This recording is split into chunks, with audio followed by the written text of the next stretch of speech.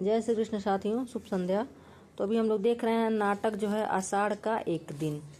तो इसको मैंने पढ़ा हुआ है, मेरे पास इसकी पुस्तक है, एमए सिलेबस में लगी हुई थी। तो इसका प्रकाशन वर्ष 1958 ईस्वी है। यह नाटक 3 अंकों में विभक्त है। यह नाटक कवि कालिदास के सत्ता एवं सृजनात्मकता के मध्य अंतः संघर्ष का चित्रण करता है।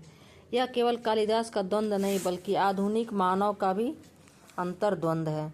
बच्चन सिंह इस नाटक को लेकर लिखते हैं कि यह राजाश्रय और व्यक्ति स्वातंत्र के मध्य भटकती हुई सृजनात्मकता का नाट्य बिंब है। तो इसका प्रकाशन वर्ष क्या है? 1958 है। नाटक 3 अंकों में विभक्त है। यह नाटक कवि कालिदास के सत्ता एवं सृजनात्मकता के मध्य अंतर संघर्ष का चित्रण करता है। यह केवल कालिदास का द्वंद्व नहीं बल्कि आधुनिक मानव का अंतर्द्वंद भी है। बच्चन सिंह इस नाटक को लेकर लिखते हैं राजाश्रय और व्यक्ति स्वातंत्र के बीच भटकती हुई सृजनात्मक नाट्य बिंब है। इसकी भूमिका हिंदी रंगमंच को हिंदी भाषी प्रदेश की सांस्कृतिक पूर्तियों और आकांक्षाओं का प्रतिनिधित्व करना होगा। रंगों और राशियों का हमारे विवेक को व्यक्त करना होगा। हमारे दैनंदिन जीवन के राग रंग को प्रस्तुत करने के लिए, हमारे संवेदों और स्पंदनों को व्यक्त करने के लिए जिस रंगमंच की आवश्यकता है वह पाश्चात्य रंगमंच से कहीं भिन्न होगा। इस रंगमंच का रूप विधान नाटकीय प्रयोगों के अभ्यंतर से जन्म लेगा और समर्थ अभिनेताओं तथा दिग्दर्शकों के हाथों उसका विकास होगा। यह भूमिका में लिखा गया है। तो और नाटक क्या है? अंक 1, अंक 2 और अंक 3 अंक है। तो अंक 1 में क्या होता है? नाटक का आरंभ आषाढ़ के पहले दिन से होता है। मेघदूत की शुरुआत भी आषाढ़ के पहले ही दिन से होती है। कालिदास अपने गांव में लेखन कार्य में व्यस्त थे। वहां मल्लिका से उनका अनुराग था। आचार्य वररुचि उन्हें उज्जैनी ले जाने के लिए आते हैं, जहां उन्हें राजकवि का दर्जा दिया जाता है। अनिच्छा के बावजूद कालिदास को जाना पड़ता है। अंक 2 में क्या होता है? कालिदास उज्जैनी में बहुत कीर्ति प्राप्त करते हैं तथा राजकन्या प्रियंगु मंजरी से विवाह भी कर लेते हैं। कालिदास मातृगुप्त नाम से अभिहित होकर कश्मीर के शासक बनते हैं। कश्मीर जाने के क्रम में कालिदास तथा प्रियंगु मंजरी उनके गांव आते हैं। मल्लिका का जीवन वहाँ अभावग्रस्त है। प्रियंगु उसे अपने साथ चलने का प्रस्ताव देती है, जिसे मल्लिका ठुकरा देती है। कालिदास मल्लिका से मिलने नहीं आता। और तीसरा अंक है, अंतिम दृश्य भी आषाढ़ का है। वर्षा हो रही है। कालिदास कश्मीर का राज्य छोड़कर वापस आता है, परंतु अब सब कुछ बदल गया है। मल्लिका विलोम से विवाहित हो चुकी है तथा उसकी संतान भी है। वह सब कुछ फिर से शुरू करने की इच्छा से आया था, परंतु कोई संभावना न देखकर वह चला जाता है। तो मुख्य पात्र हैं मल्लिका, जो कि कालिदास की प्रेमिका है। कालिदास को उज्जैनी जाने के लिए मनाती है।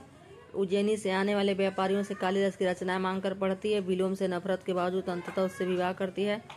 महामारी में पिता की मृत्यु हो जाती है। जीवन के प्रति भाववादी दृष्टिकोण है। कालिदास है मामा मातुल द्वारा प्रतिपालित ऋतु संहार, कुमार संभव, मेघदूत एवं रघुवंश के रचयिता। अपना गांव छोड़कर घुटन महसूस करता है, अपनी सृजनशीलता खो देता है। सम्राट के निधन उपरांत कश्मीर में विद्रोह बढ़ने पर वहां का शासन छोड़ देता है। दंतुल के बाण से घायल हिरन शावक को बचाता है। अंबिका मल्लिका की माँ। मल्लिका और कालिदास के प्रेम से नाखुश, घोर यथार्थवादी जीवन दृष्टि, जीवन पीड़ा का इतिहास, मल्लिका का विवाह कराने को इच्छुक। विलोम का ग्राम पुरुष है। कालिदास के समक्ष प्रतिनायक के रूप में है। कालिदास के उज्जैनी जाने से पूर्व मल्लिका तथा कालिदास का विवाह का प्रस्ताव करता है। गौड़ पात्र कौन है? दंतुल, जो राजपुरुष है। मातुल कालिदास का मामा, पालने वाला। कवि चाटुकार वाचाल, कालिदास के साथ कश्मीर जाता है। निक्षेप क्या ग्राम पुरुष है। मल्लिका से कालिदास का हठ उज्जैनी न जाने का, कालिदास का हठ तुड़वाने का अनुरोध करता है। जो अनुरोध रंगड़ी क्या है? नागरी, मृदंग और वीणा वादक तथा सुंदर प्रणय गीत लिखती है। संगिनी क्या है? नागरी, नृत्यांगना तथा नाटक लिखने में रुचि। अनुस्वार के अधिकारी है। अनुनासिक के अधिकारी है। प्रियंगु मंजरी राजकन्या, कालिदास मातृगुप्त की पत्नी है। मल्लिका से स्पर्धा महसूस करती है। उसे अपने संगिनी के रूप में कश्मीर चलने का प्रस्ताव करती है। विशेष क्या है? संगीत नाटक अकादमी पुरस्कार मिला 1959 ईस्वी में। फिल्म बनाया 1971 ईस्वी में। निर्देशक मणिकौल थे। पतंजलि का उल्लेख है। तो ये है प्रमुख उद्धरण। इसमें से बहुत बार पूछा हुआ है। ये जो है, तुम जिसे भावना कहती हो केवल छलना और आत्म प्रवंचना है। अंबिका मल्लिका से कहती है। ये भी बहुत बार पूछा हुआ है। देख सकते हैं उद्धरण जो है प्रमुख।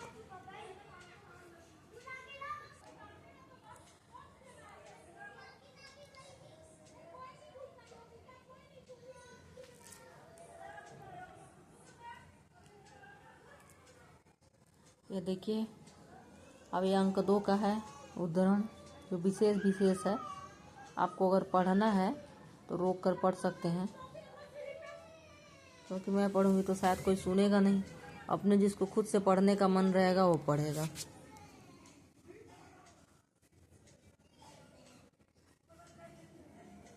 और ये अंक 3 का है प्रमुख लाइन। बहुत अच्छी पुस्तक है मोहन राकेश की। तो आधे अधूरे है और आषाढ़ का एक दिन और लहरों के राजहंस। तो लहरों के राजहंस भी पढ़े हैं, वो भी मेरे पास है। आधे अधूरे नहीं पढ़े हैं, पढ़ना है उसको।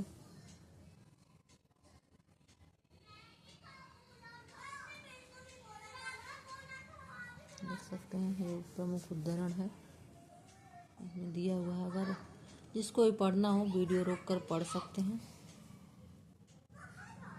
और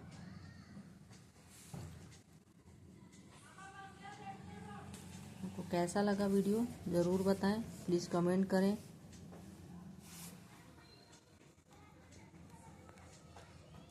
लाइक करें, कमेंट करें। इससे कुछ नुकसान नहीं आपको होगा, मुझे थोड़ी सी खुशी होगी कि लोग लाइक कर रहे हैं या अनलाइक ही कर रहे हैं। कुछ तो रिएक्शन तो देना ही चाहिए। तो ये आषाढ़ का एक दिन पढ़ सकते हैं आप। धन्यवाद।